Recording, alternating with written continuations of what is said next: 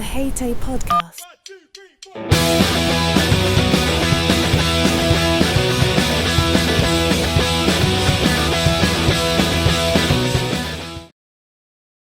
Hello and welcome back to the H.A.T.A.E podcast with me, Benjamin Majors. Today, I'm joined by my guest, Karine Jackson. How are you, Karine? I'm good, thanks, Ben. How are you? All good. Thank you very much. As people who have been listening know, we don't muck about with the small talk on here. Let's get straight into it. How did you get into hairdressing then, Karine? Well, it was a passion of mine from a very young age. I grew up in a very small town in Australia called Wollongong.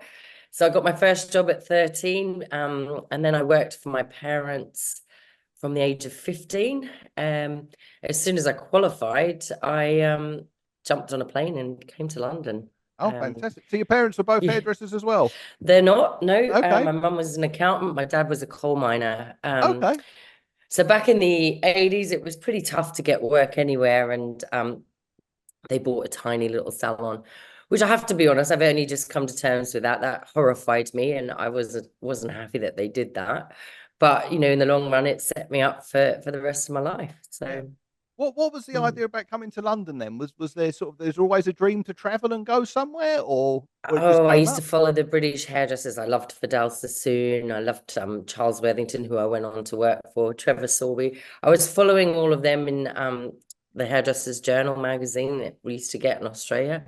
Yeah. So I used to just want to go over there and be like them, work on Fashion Week and, you know, just work in Britain, London. I thought London was one of the coolest cities on the planet. I still think that, actually. So, Yeah. It's good. It's the best city in the world, London. yeah. Yeah, it is. It's a fantastic place with everything going on.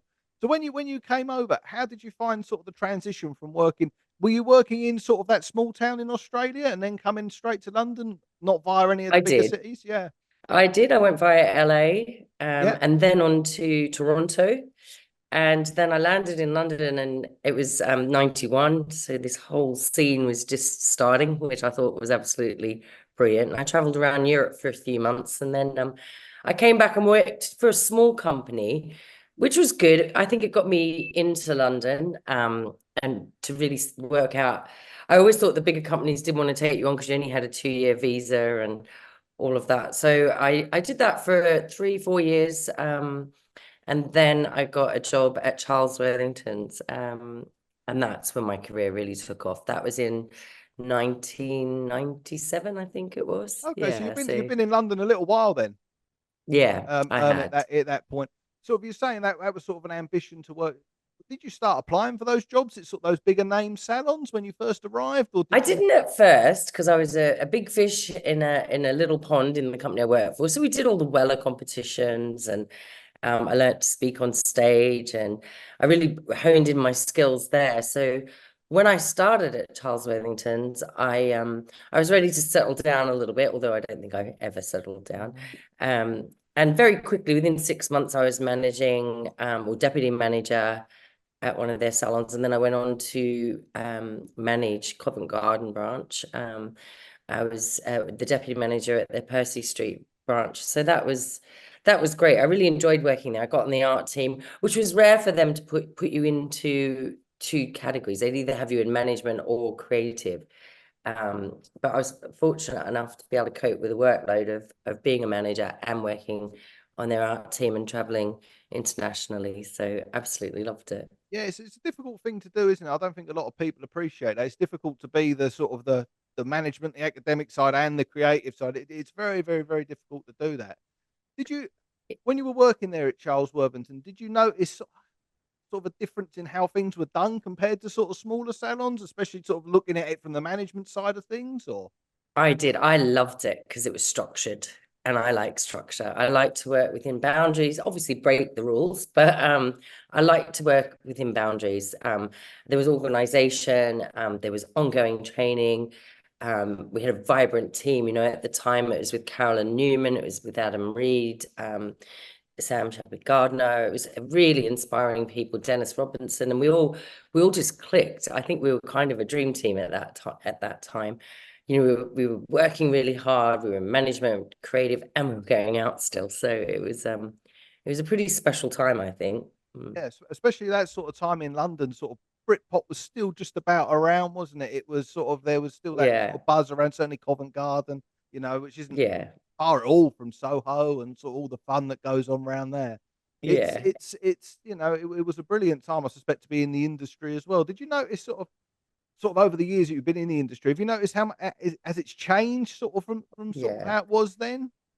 It was back then, I think it was in its heyday. But like anything, it goes in and out of cycles.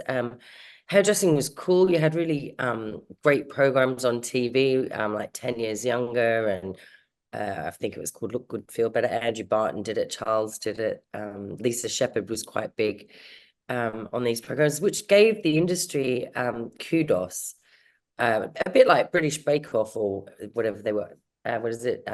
Celebrity Chef. Oh no, I didn't watch MasterChef. it, but Master Yeah, Chef, yeah, that's yeah. it. It's given the industry a lift because people can see how much fun it can be. And I think our industry was really good fun. We worked incredibly hard though for not a lot of money, but we were enjoying it. You know, every day I could be going to Greece to do a show, or I could be, you know, running reviews in the salon, or every day was different. Fashion week, it was fantastic. We worked hard and we played hard, but you wanted to be there. It wasn't just get up and go to work. um, you know, we had people wanting to be apprentices, and that's what I've noticed the difference is now, that, you know, with I suppose the workforce has changed, and hairdressing is hard labor, as we all know.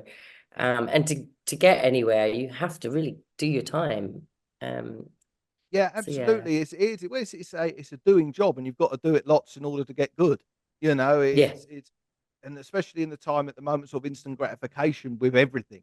You know, mm, you know, you go online, you know, you get your likes, you get this, you know, or even then you get down to the really simplistic stuff. Is like you can earn sort of the same, if not a little bit more money, doing the job that perhaps doesn't require as much training or as much effort in order to get involved with. Yeah, exactly. is. Yeah, It's certainly changed a lot. I mean, in sort of, I've been doing it a little bit less than you, but it's certainly changed a lot in that regard. So when you yeah. were at Charles Worthington, was it? I know you then went on to open up your own salon from Charles Worthington, didn't you? I That's did in straight. It was, 2003. yeah. Oh, Was Yeah, carry on, carry on. So yeah, was that something you always wanted to do, or was that something that just sort of came along? no, I always wanted to have my own business. I didn't really think the West End would be the place I'd do it. I always assumed I'd go home. I Before I started working at Charles Worthington, I did move home for a year, and it was too quiet. Even Sydney, I found Sydney's vibrant with hairdressing now, Melbourne, and I do go out there a lot and work with the hair awards and things. But I wanted to be in the center of London. When I was opening there, my parents were like, "Are you mad?" Because I was right smack bang in the center of Seven Dials, Covent Garden, Soho. But I think it was the best thing. In 20 years, I ran the Salon for, and I loved it. I absolutely loved it. I loved building my team. I had two great managers, so I was able to go on and do really, really good things. Like I won London Hairdresser, and I was the president, only the third female. But also too, my salon had a unique selling point. I was London's first certified sustainable salon. And that was a great journey from, you know, 3 years in, I think I started to change my direction. And I never looked back from that. And to this day, that's what I'm focusing on more than ever, trying to get our industry to net zero. That's my goal. So yeah, I made the tough decision last year to close. I was about to sign another 10-year lease. And I realized that that chapter of my life was done. I didn't really need to continue. I'd lost my two managers. Oh, well, I hadn't lost them. They had families and decided not to come back to work. And so for me, doing a long-term forecast, it was going to be another 5 years before I could get back to where I was. And so I thought, you know, I'd had 20 good years. It's time to change. So Yeah, that's where now absolutely. I'm focusing. Yeah, I'm focusing on the sustainable side of things. So I've just finished a diploma course at Glasgow University in leadership in business and sustainability. I work freelance from electric space, and then I go into salons and I help them put together structure, because a lot of salons don't have structure. And that's one of the key things going back to Charles Wellington's, that I learned that structure is important to be able to achieve everything you want to achieve. You need to have structured time and measure that. Yeah, Yeah, it is. Well, once again, it goes back to that idea of sort of separating the creativity and the sort of more of the paperwork side of things. But you look at any big successful business. I always use McDonald's as an example. Nothing to do with hairdressing or whatnot at all. Everything is a process. I worked there when I was like 16, 17, and yeah, everything was a process. And you look back now and you think it's genius. It's like yeah, you go wherever you want to go, and it's all going to be done the same. But go back to the sustainability because you were a really earlier adapter of sustainability and sort of yeah.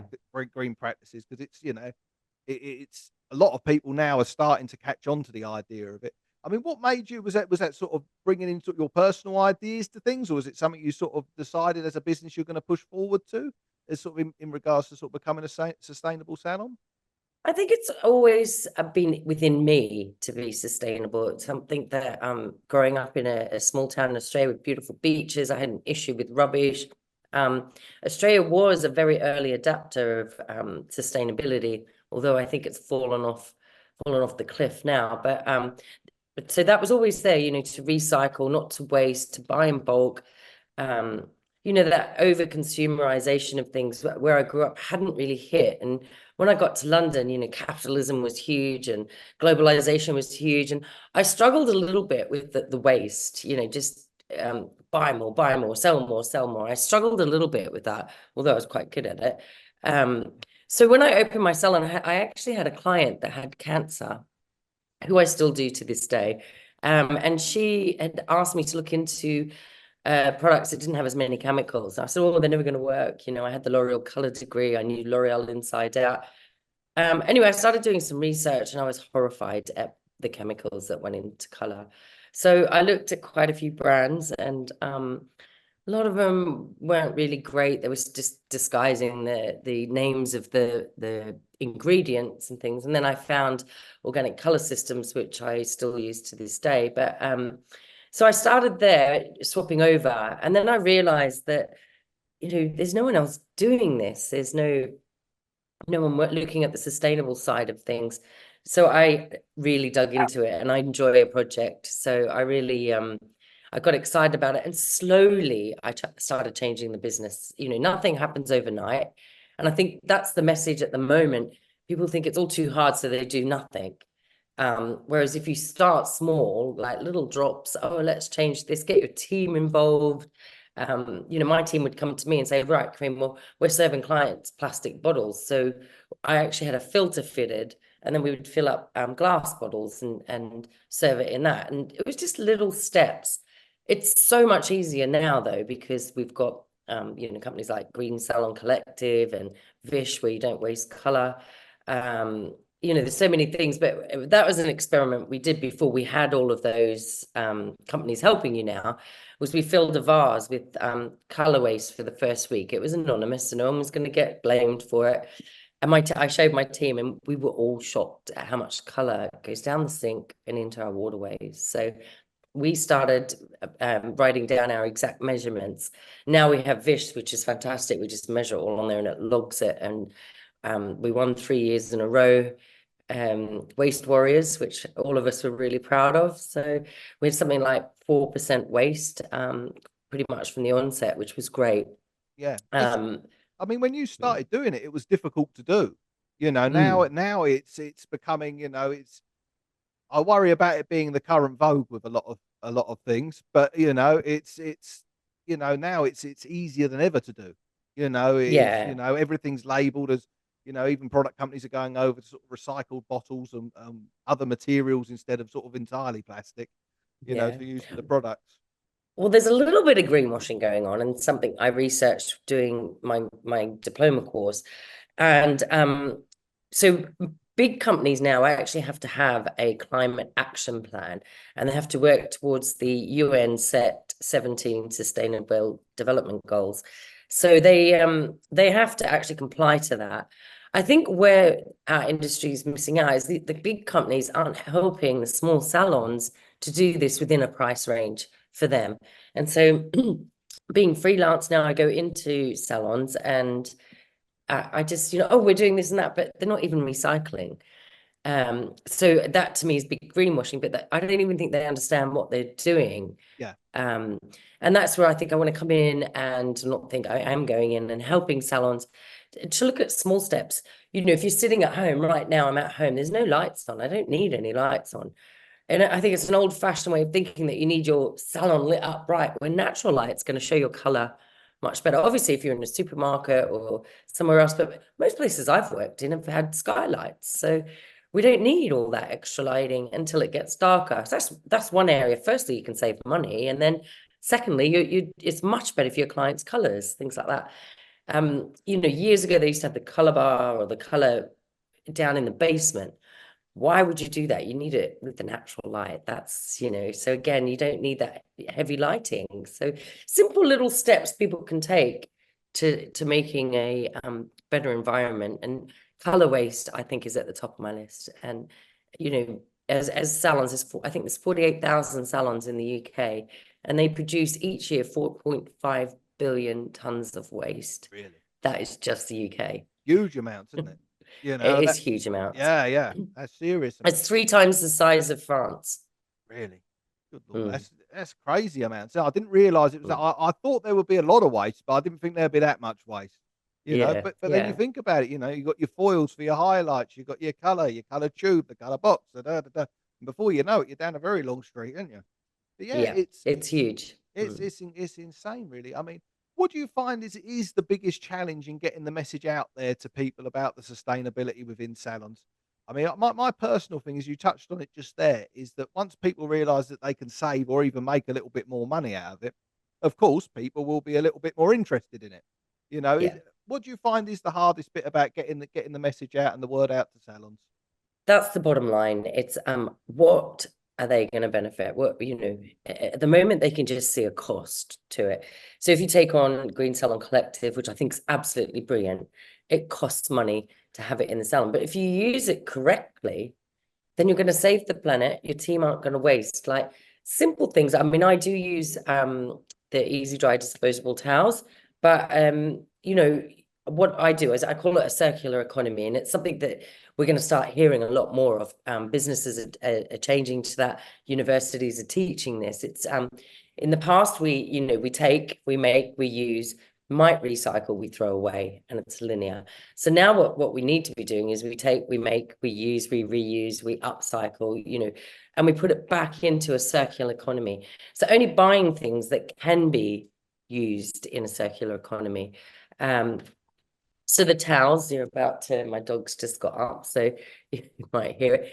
So the Easy Dry towels, what we would do is, instead of washing, you know, 15 towels like you used to, we would wash 50 of them, hang them out. They take 5 minutes to dry. We'd fold them up. We'd put them in a basket for the clients. Take that home for your dog. Take that home to clean with. You know, my housemate constantly wants the towels brought home because we use them for our crazy boxer that's right beside me now. So it's thinking of ways you can use things in a circular way. You know, I love that the hair can be, you can use it on your garden to stop slugs. There's a big issue with slugs in Britain this year. Put the hair around your plants, and it firstly, it contains nitrogen and keratin, which is good for the plants, but also keeps the slugs off them because they don't like all the bits sticking to their Yeah, they to don't their like it. skin. Good for the No, compost as well. Good for the compost as well. exactly. As my heat testifies. You know, it's good for It's that. great. Yeah, And exactly. I think Green Talent Collective did an experiment with plants, and they put 3 plants, and they put hair on the, actually I think it was 4, hair on the bottom of one of the soil, hair on top and bottom, and one without. That was it. Oh, and one just on the top, and they could see how the plant could grow. And it was proven that the hair at the top and bottom, the plants were bigger, healthier, greener. So we know it works. Yeah. Yeah, exactly. It's stuff like that. It's just using things in a different way, isn't it? You know, Mm. it's like you say, you can recycle the hair, you can recycle your recyclable towels, you can use, you know, the old towels. I used to do a similar thing with my towels. Yeah, I never used I used traditional towels. But you know, once they started going, just give them to the clients for the dog, for the car, Yeah. whatever you want. You want to take, got a dog, have a towel. You know, it's someone's doing something with it. But yeah, it is, Yeah. because people would be surprised at how many bin bags they can cut down on by just Oh my God, it's using phenomenal. these things differently, can't Yeah. they? You know, And just, you know, educating your team that you don't need 5 towels for one client. For a cut client, you know, we put the Easy Dry towel around there, wash the hair, pull the water out and wrap it with the one towel. With color, we need two, obviously. But I watch stylists when I go into salons. Oh no, I need that for my client. No, the client doesn't know any different. Yeah. If you're doing it properly, they wouldn't even know that you've only used one towel. I think the other thing is the amount of water you use when you're washing constantly. Your apprentices are down in the staff room, so you're paying for them to constantly be washing, and then the tumble dryer, that's another phenomenon. It's huge expense, and you could cut it down. When we first took on disposable towels, I think we cut our electricity and water bill by half, Yeah. and it saved us thousands. I think it was 4,000 a year we saved Yeah. there alone. Significant savings, isn't it? Especially now, given the inflation and whatnot else that's attached to everything at the moment. Exactly. It's significant savings. And you And it's touched just on it putting there. system in place. Yeah. If you've got all those, going back to that, where I was taught systems, and you were as well. You've got a system in place. Anyone new coming in, that's just how they work. So it was difficult for my team at first when we were changing over. And that's why I made it their idea. So we'd sit and have a team meeting. Right, how do you think we should deal with this? Sometimes things wouldn't work. So, all right, that hasn't worked. Let's try something else. Any ideas from And so they took ownership of it. And I know when I shut the business down, and one of them came back to me and said, "Oh my God, Karine, there's no systems in the place I'm working. They need help." And I thought, Yeah. I was really happy that they came back and said that to me. So Yeah, no, yeah. absolutely. Things tend to work better like that, especially once, I've always worked in very, very small environments, 2 or 3 people or even on my own, so it was like it tended to rub along nicely. But as soon as you get into that sort of you're employing many people and you've got, like you say, you've got a couple of managers, everyone needs to sing from the same hymn sheet. Yeah. Otherwise you've got organized chaos and it never works. Yeah. Sort of going back to a little bit about what you were saying about the sustainability, especially with the water wastage, and whatnot in hairdressing, it's crazy. And this I can see being a huge problem within the next decade.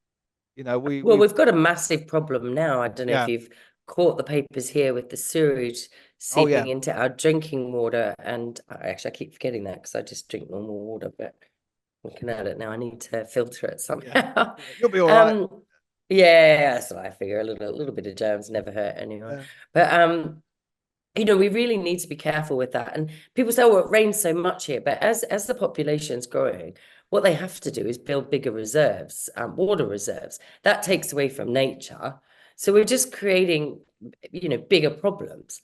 So if we could reduce what we're using and use it wisely, and again, I think reuse, refill, recycle. They're already thinking in that circular economy when we're doing that with water Yeah. and bottles and things like that. So it's just thinking smarter. Yeah. Um, It's just yeah. thinking just that, like you say, a little bit differently, a little bit smarter, and it will make so much difference. And once again, it goes back to the thing. It's actually going to save you money. Definitely. It's not going to cost you Yeah. nothing. I fully Yeah. understand certainly with small business and whatnot with the way things are. Is they're looking, well, is it going to cost me Yeah. anything because we're struggling as it is? Yeah. And And then I think salon owners look at that. They're not looking at the bigger picture. And if I can show them that, well, Rome wasn't built in a day for starters, but if we start introducing this circular economy, looking at the waste, I mean, salons are wasteful. I know they get busy and they get stressed and they don't think, but creating that habit of just one towel, turning the tap off, thinking of it, cotton towels, there's so many resources that go into cotton towels. And if they're not washed properly, you're putting some manky towel. And you've seen salons where they wipe the floor and then they think they're going to go put that towel on your head. No, thank yeah, you. yeah, yeah, So, if you're a luxury brand or you want to aim to be a luxury brand, then you should be thinking more like this.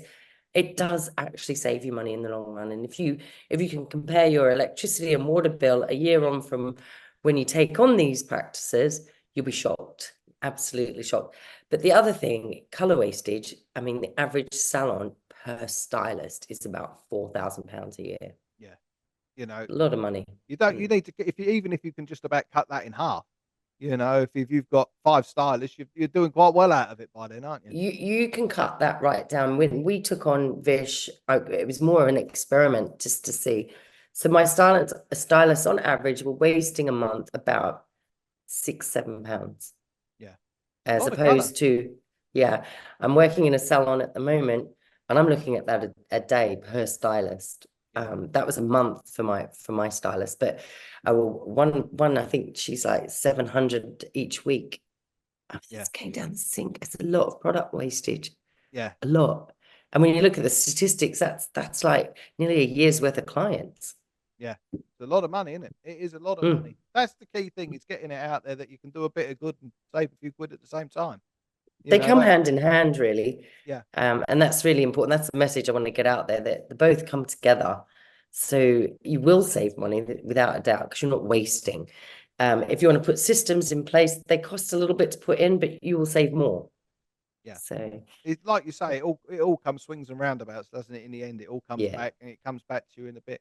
So after you shut your salon there, how did you find going back into sort of working in a, you're working in a shared space, aren't you, at the moment? I am, Yeah. yeah. Yeah. So I rent by the hour. Okay. For me, it's great. I watch some people come and go in there that haven't built client bases yet. They don't know how to do it. You know, they just think, I don't want to work for my boss anymore. And working for somebody else, they get all the money. But then they very quickly realize that working for yourself costs a lot of money, as you know. Yeah. You've got your insurance, you've got your products, you've got, clients not turning up. I like to use a booking system because I like to monitor and measure everything. I also like Vish and easy dry towels. So I created my bubble within working for myself. So for me, I love it. I found I'd done 30 years of management, 20 years of business, running a business. To just have to manage myself is a great feeling. I've been able to study and learn more. So I enjoy working in the space, but I do see that if you're ever thinking of doing it, firstly, you need to have a strong client base that's going to follow you. And you need to understand the spreadsheet and understand the business model to survive. Yeah. It's something that it's certainly something you see a lot of now, isn't it? Is like, I'm even seeing it a lot with the group that I run there. It's the thing of people who've just finished their qualifications and going self-employed. Yeah, Which, yeah. for some of them, it might well be brilliant and work out nicely, but for most, it's not going to be. I mean, it's No, hard.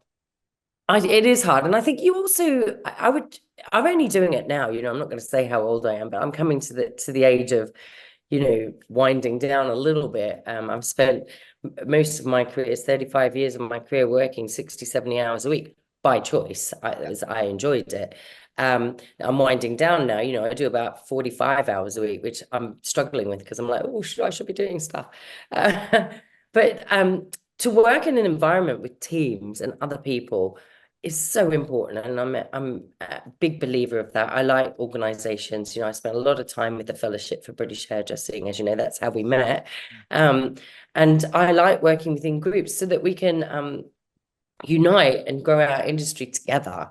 So I am a little concerned of the solidarity of people who are going out on their own and not really engaging with our community. And for our community to survive, our craft to survive, we need to unite and pull together. So it wouldn't be my advice to start out from a young age on your own, because everywhere you work and everything you do offers you knowledge and structure and to become a master at what you're doing. I mean, you look at the great designers, they work for other designers under their name, big names. So you need to really, really think about what you're doing, and going out on your own, I think it's just going to leave you out there bobbing about. Oh, I think you're quite right, especially when you first start out. Like you say, you ran a salon for 20 years in an area of London. It's incredibly to run a salon for 20 years. It's incredibly difficult, where you were, Yeah, center yeah, of London. It's competition is as high as you're ever going to find anywhere in the world. yeah, And it is, and sort of you obviously learn how to run a business doing that. And certainly yeah, working with where you were working before. It is, but you see the youngsters now, they're coming through and sort of, yeah, I'm going to be self-employed or going to be self-employed after a couple of years. And it's, yeah, they don't quite understand it, I don't think. And no, I don't know whether or not people are being pushed that way by sort of what they're seeing on social media, because it does tend to, hairdressing as an industry tends to have trends within it, I've always found, you know. always. So Yeah, everyone's got to be a session stylist, then someone's got to be an educator, then someone's got to be a coach, and now it's sort of everyone's got to sort of be renting a chair, self-employed in a shared space, but it isn't for everyone. But you found that it works quite well for yourself and your business, especially like you say, if you're still working 45 hours a week, you're still doing a lot of hours in there. I'm not in there 45 hours. What I do is I Okay. break my week up. So like this morning I was on two other meetings. I'm with you. So I pack my time with the meetings because my sustainable consultation is one area of my business. I'm also doing management consultation, which is another area. And then I do my clients on top of that. So I'm trying to space it so I'm only working 45 hours a week. Some weeks it's more, and very occasionally it's less. So I sort of I haven't got one egg in one basket. I've got three or four different eggs all out there at the same time, which I've always enjoyed working that way. I just don't have the responsibility of a business anymore. So I enjoy working within teams, so going into the other salons and building a management team, which is what I've just done for actually a really big brand. So that was really satisfying. And so I enjoy different aspects of my career. And even when I ran my business, I was still doing a little bit of session work. I was doing the fellowship and I was running the business. So I I've always had multiple things going on, which I think is important. It keeps it variety. You don't want to just be standing there doing the same thing day after day.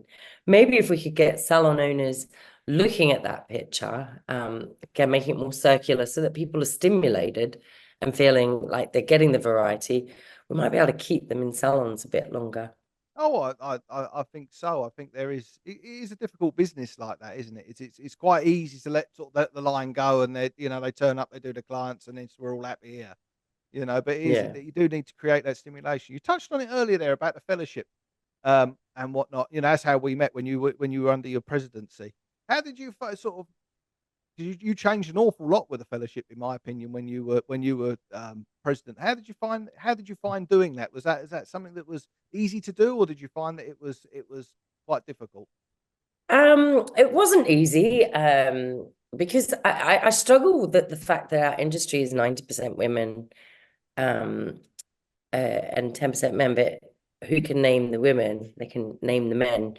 And I think it's circumstances. I've really dug in deep with that as well. Why is it six people get nominated for British and no session stylists are women this year, and yet there's loads of them out there. And I think changing our language, changing the way we work.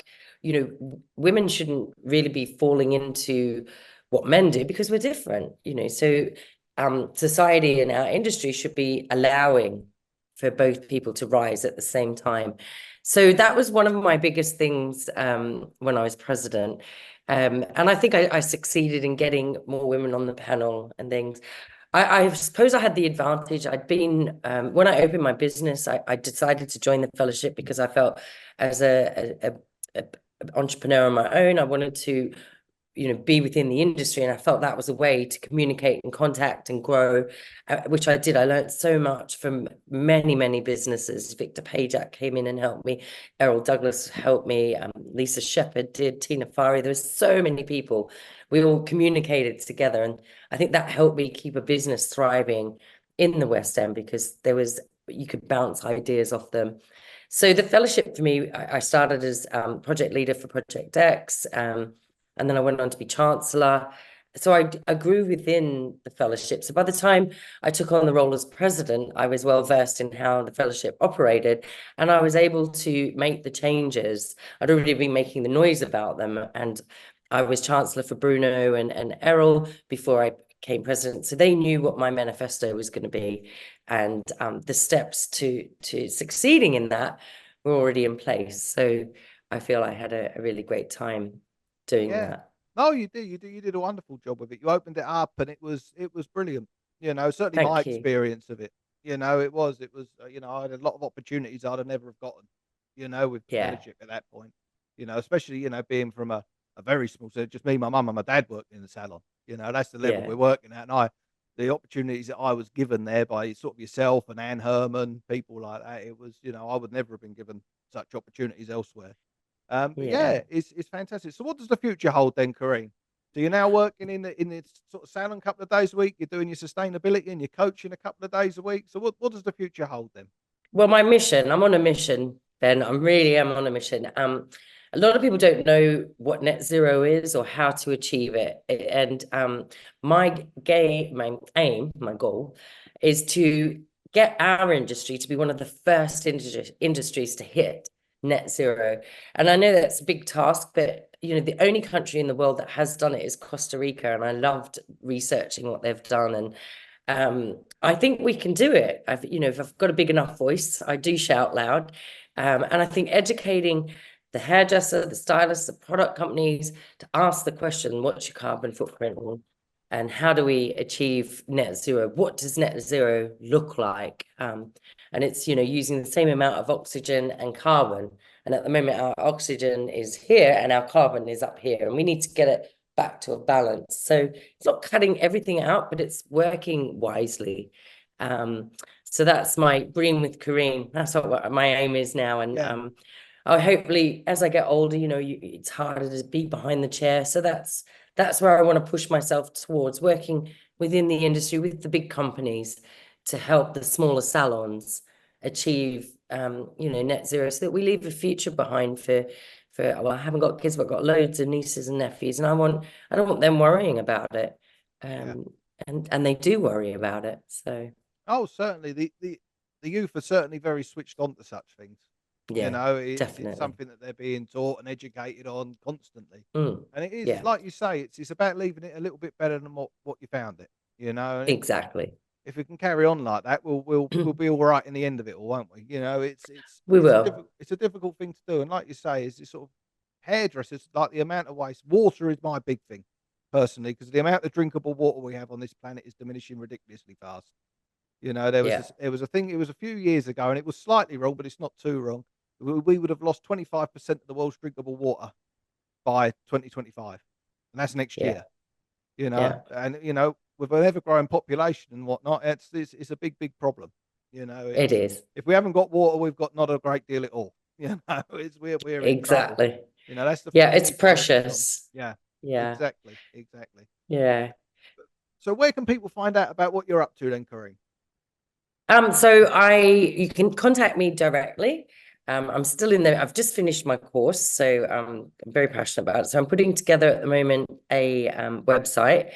But I do have on Google KarineMJackson.com, so you can go in there and find me there, or on my Instagram, which is Karine M. Jackson again as well. But if you've got any questions or you want any help with your salons to push towards sustainability and net zero, I would love to come in and help you achieve these goals. I just want everyone to do it. And my aim is to get the bigger companies working with the smaller, because they have the resources, they have the funds to do that. And if we're going to use their products, it should be part of their service. And that's what I want to help the big companies do. Provide that service for us smaller businesses. Absolutely, they do need a little bit of a push in the right direction. The bigger companies when it comes to the small people like me.